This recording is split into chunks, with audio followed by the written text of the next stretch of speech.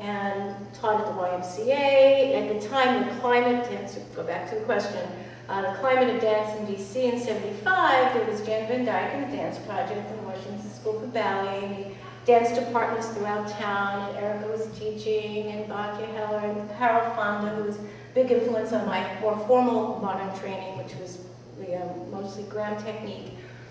But around there was really nothing for beginner dancers or people who wanted to study modern dance and creative arts aspects of dance. Didn't really have a home.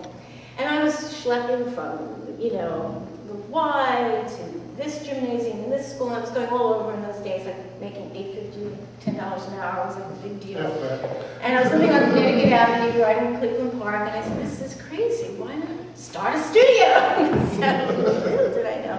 So in the summer of '76, I taught for a year outside of graduate school, and went walking up and down Connecticut Avenue, Wisconsin Avenue, didn't have a car, wherever I could find myself, and finally found a small space where Vic Dominik Dance Studio, do you know Vic, Ballroom, had a studio from the early '40s up until he passed away about 5 years ago. And I walked upstairs, and this is middle-aged man, who then seemed ancient, and he's like, our age. Maybe I mean, really, I was in my, early 20s, so mid-20s, so, And anyway, he showed me the space, and he became very patriarchal about the whole thing. And it was right across from the Uptown Movie Theater. And, long story short, I borrowed $250 and said I'm starting a studio. The rent, I think, was $400 a month. And I said, that's it. I'm going to consolidate all of this.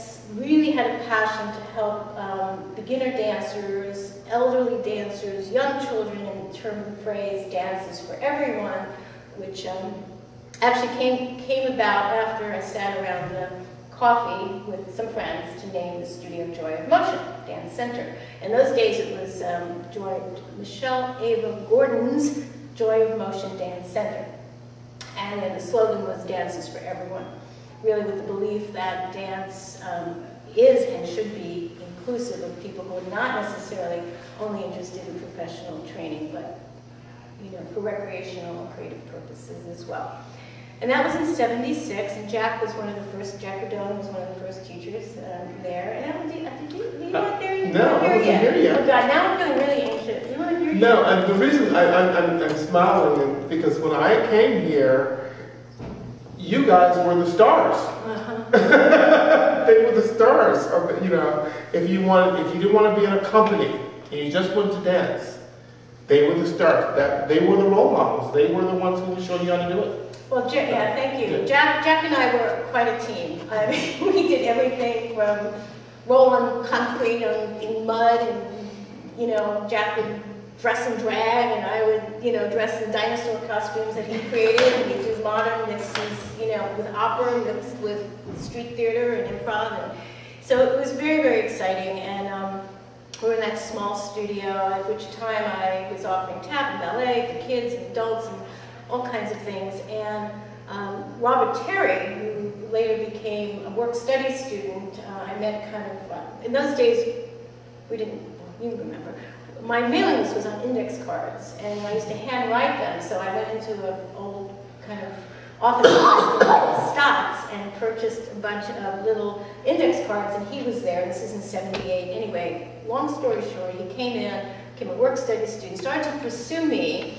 and as a love interest, trained himself to teach jazz, started to run the studio, and in 1978 we were a couple, and we lived with Jack and a couple of other people, like, hippie artist types, and on 16th Street, and in 1980 I had this brainstorm, let's move to a bigger studio, and that's where the DuPont Circles, Connecticut Avenue, and our studio had been.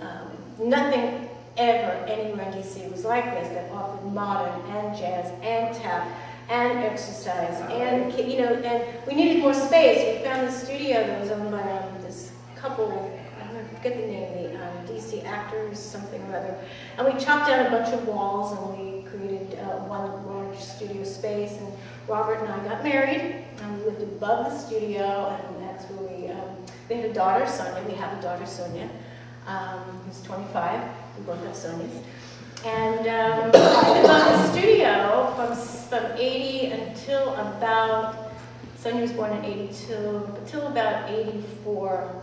And then that relationship, another long story, it will be, I am writing a book, dissolved, and Jack was very sick, dying of AIDS, and the marriage was falling apart, and the studio really, really, really needed me to run it full out. We had by then about 20 teachers. We were offering a lot of classes, even when we only had one studio.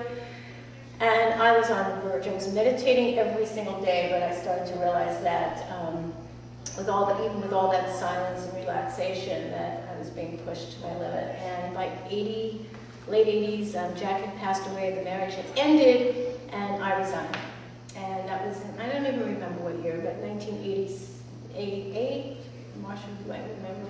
I don't know. I did a lot of collaborations with Jack and during that time. Actually, Marsha was one of our coaches for a piece we did with sign language and dance.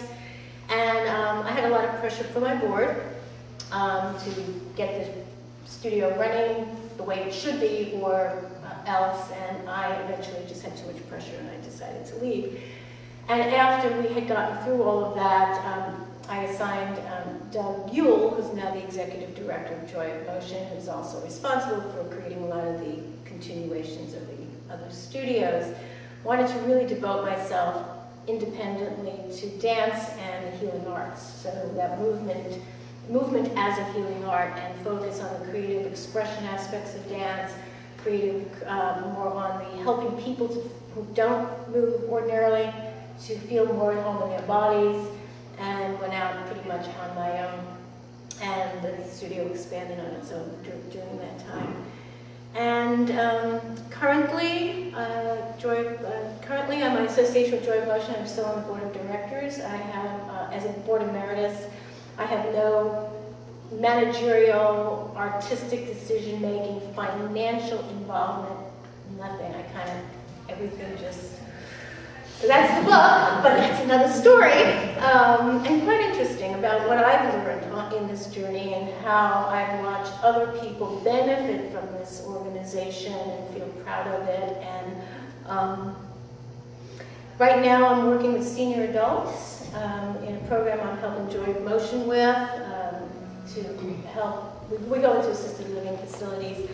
I am doing several improvisational type of performances. We've been involved with my company, Ava Dance Performance Art Collaborative, has been doing work through the Fringe Fest, the improv festivals, working on projects like this with Rima. And just to go back, I forgot what Alvin said was the flip side, but when I first envisioned dance, it was Dance Forever, and then we realized we couldn't get a domain name because it was already taken, so now it's Dancing Forever.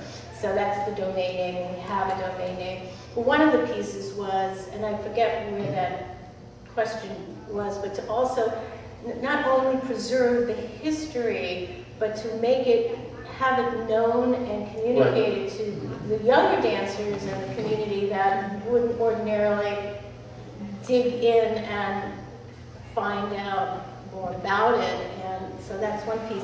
The other is to create seminars and that actually talk about the aging dancer and the touring dancer, how to take care of ourselves, what we've learned along the way, and combine that maybe with a weekend concert that actually celebrated the older adult dancer, either in a piece that you're in, or choreographed, or a piece about history, your wonderful soliloquy, putting movement, how wonderful that would be, or a combination of this conversation in motion.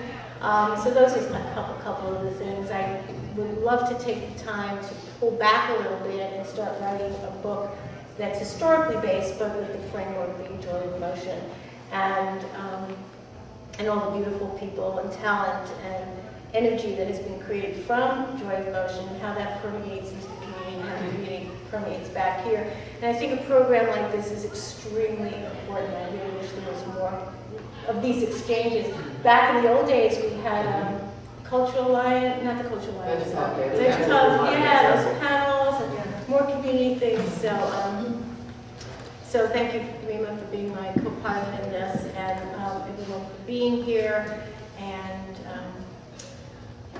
see what the future brings in terms of our collaborations together. Thanks, Rob.